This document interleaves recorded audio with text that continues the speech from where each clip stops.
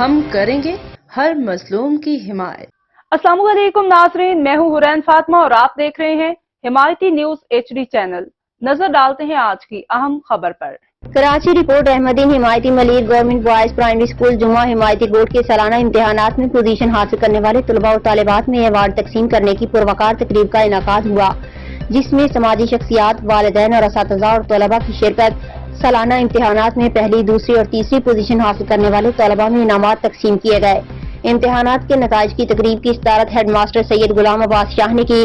Aadhaar foundation کے CEO doctor Bhag Chand Maheshwari اور صحافی سمیر حمایتی، سماجی رہنما تعلقہ ایجوکیشن آفیسر بن قاسم جناب Ghulam Haider Brohi, deputy district education officer پورنگی Gul Muhammad Khaskheli, district education officer Malir Ghulam Abbas Jokhio, senior clerk Sikandar Jokhio, junior clerk Abdul Rahman اور مشتاق احمد کشمیری نے خصوصی طور پر شرکت کی۔ اس کے علاوہ اساتذہ عبدالحق بارجو اور سماجی رہنما محمد ہارون محراب حمایتی، پرنٹ اور دیگر بھی موجود تھے۔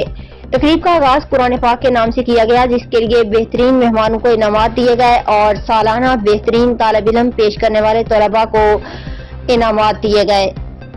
اب تک کے لیے اتنا ہی۔ مزید خبروں اور اپڈیٹ سے باخبر رہنے کے لیے دیکھتے رہیں حمایتی نیوز HD چینل۔